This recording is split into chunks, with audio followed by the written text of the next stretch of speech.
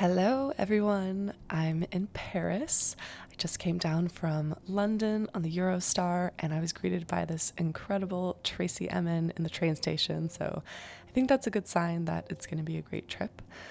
I'm staying in Le Marais because it is my favorite neighborhood in Paris, not just because it's so beautiful and quaint, but because there are tons of galleries here.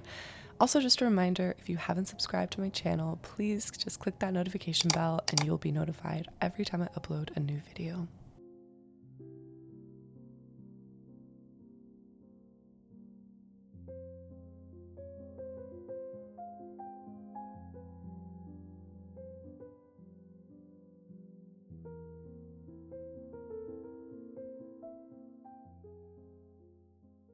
We're starting the day at Galerie Perrotin to see 3 exhibits, starting with one by Genesis Belanger. And Belanger is known for creating these porcelain and stone ceramics that have this really fantastic surrealist quality to them. And this show, I will say, is a little darker than usual for her in terms of the themes that she addresses with these works. So the exhibit is titled Blowout, and it narrates this idea of the heartbreak that comes from living in excess. There are 3 rooms in the exhibit, and each one is meant to represent a different form of living in excess. So we're currently in the banquet hall. Then there's a closeout sale in the next room, and then we'll see an operating room. So the banquet hall that we're in is meant to represent the remains of this decadent party.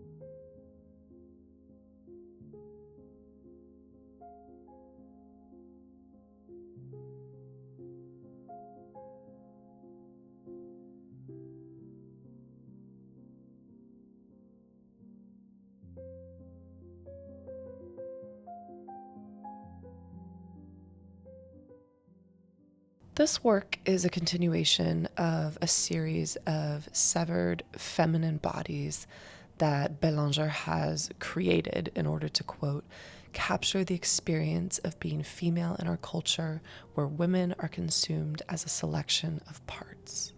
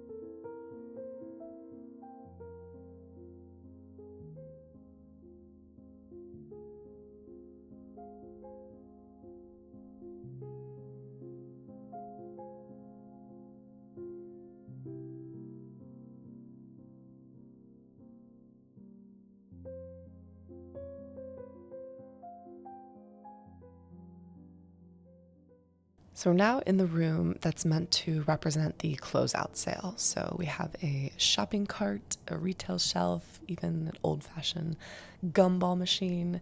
And these are all meant to be symbols of the, quote, bubbles and busts of the American dream.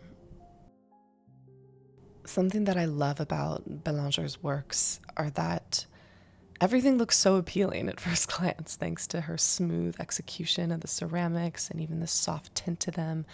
But when you look closer, something is really wrong with each one, and it really makes you question just what's going on. This room is the operating room, and more specifically, it is the, quote, office of a depraved plastic surgeon.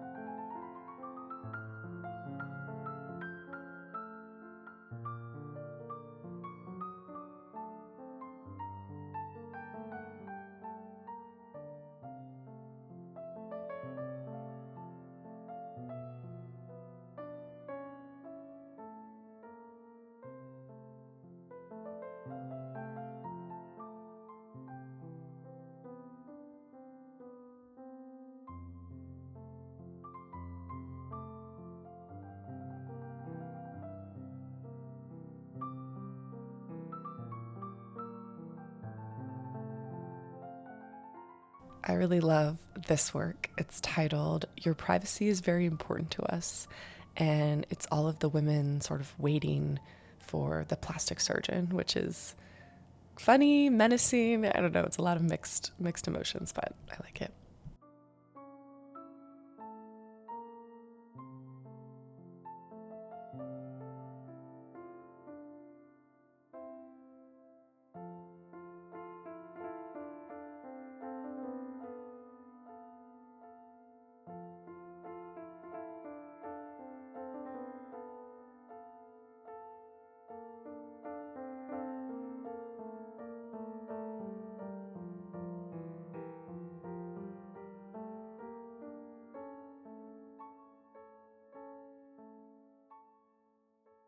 We've now headed upstairs to see this exhibit by Iván Argote, which is titled Premonitions.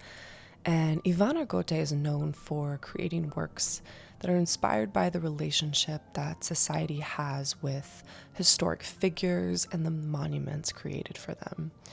So the sculptures here in the middle of the room are clearly monuments that now have plants growing out of them. And this is meant to represent hope in the future and that nature will take its due course and set things right. And then the oil paintings on the wall are meant to complement the monuments in the center of the room. So the paintings evoke a simplified but really similar message of sort of fallen heroes by showing, quote, fragments of obelisks, empty pedestals, and amputated monuments.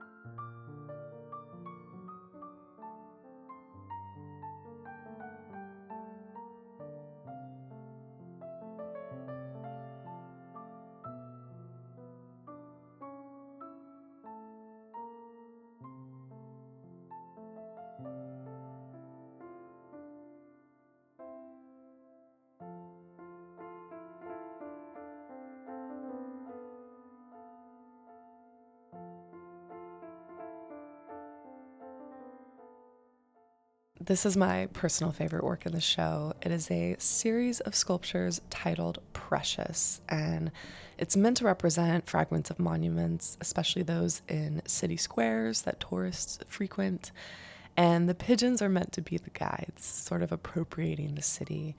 And it's a play on words, frankly. So the tourists flock to these destinations, and a group of pigeons is also referred to as a flock. So I just love their little personalities too. I just think they're so cute.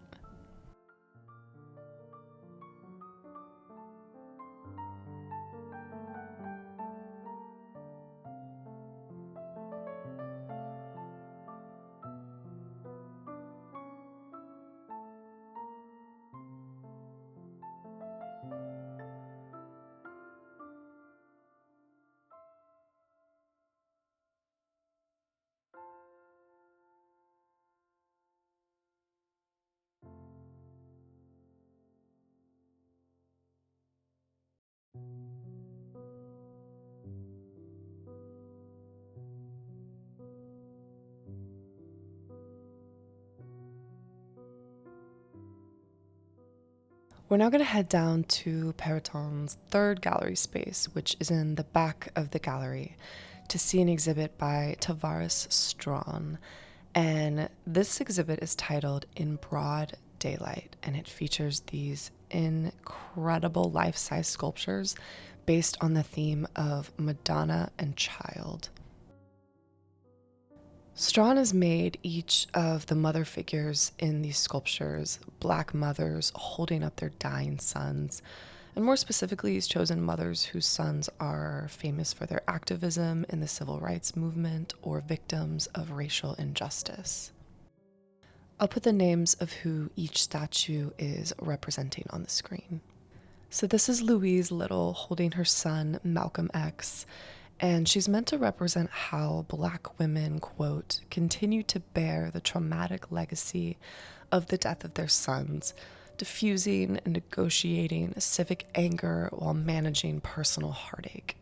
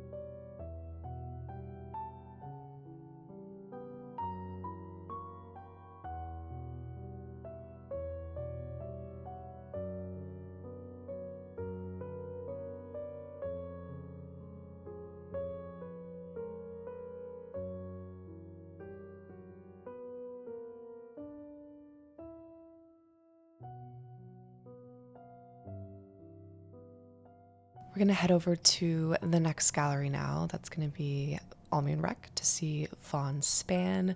I was really excited though to see Frankie's shop on the way. They're one of my favorite stores. They have a location in East Village and in New York. That's where I get, honestly, most of my clothes from.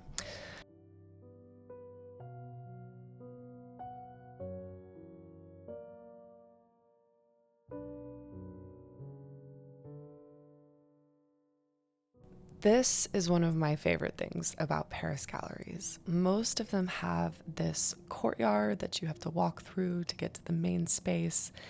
And this is Almine Rech Gallery, where we're going to see an exhibit by Vaughn Spann.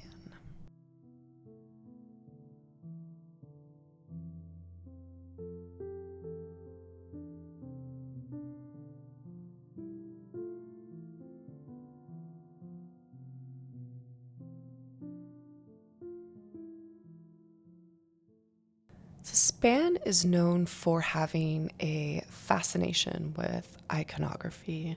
He creates these abstract works that strategically use symbols such as the X or an American flag or rainbows, a lot of which you will see in the show. So, the works that use the X symbol are part of a series that Spann started in 2019 called the Marked Man series. And the X is meant to, quote, allude to both the personal and collective experiences as an African American man being racially profiled or marked. So, a good example of this are the stop and frisk procedures executed by police, which Vaughn has experienced himself.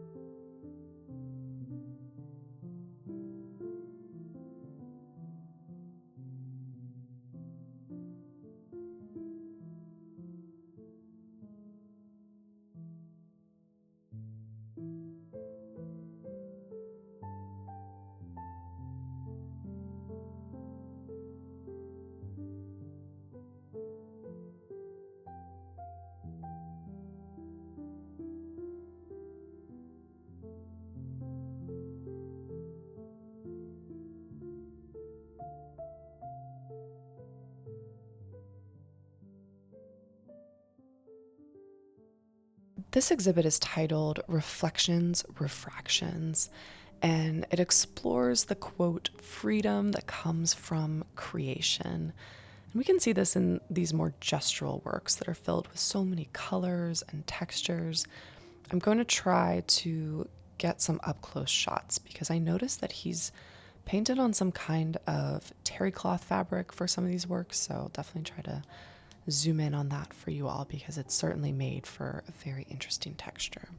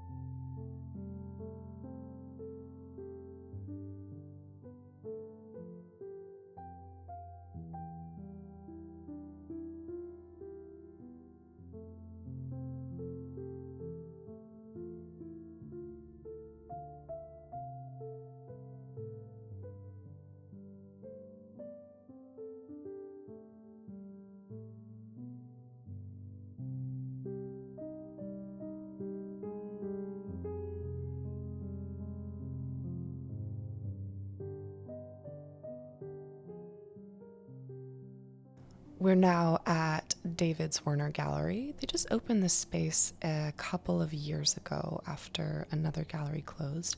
But we're here to see an exhibit by Carol Bove. And the show is titled Vase Face, and it features her signature sandblasted steel sculptures. And the ones that we're seeing right now are painted steel sculptures that are on the walls here.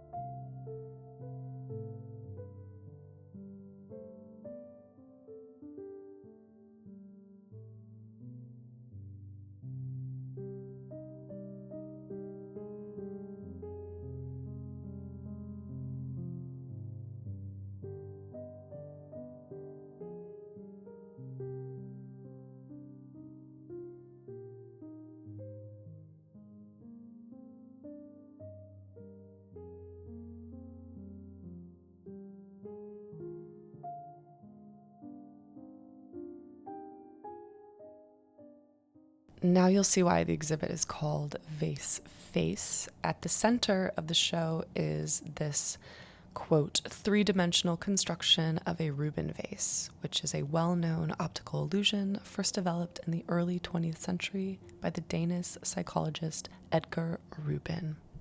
And this optical illusion is meant to speak to greater themes present through the exhibit, such as positive and negative space, as well as a single form versus a combination of forms.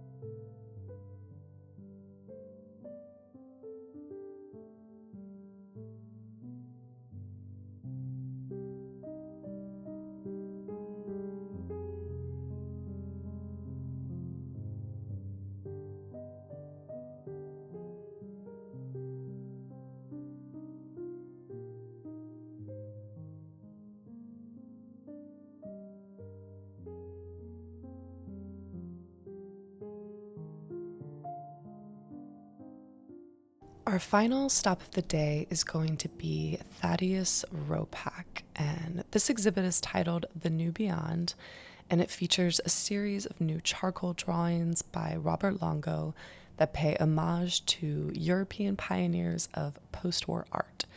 So not only does Longo state that these artists have influenced him, but he's actually made it a part of the exhibit, which I think is very cool.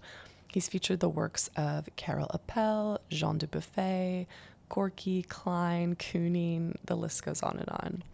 And the cool thing is that Robert Longo actually happened to be at the exhibit when we were visiting. So that was him in the glasses. Overall, Longo was inspired by each of these artists because of how they were able to transcend the reality of this world that was destroyed by war and create this beautiful revolutionary art. In fact, Longo states, quote, "All art is a form of political expression, and that himself and all other artists are the reporters of the time that we live in."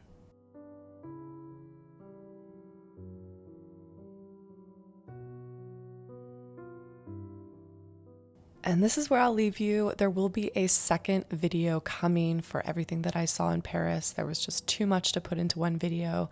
I'll be visiting a couple museums as well in the next one, so please subscribe, stay tuned for that, and I will see you all in that video.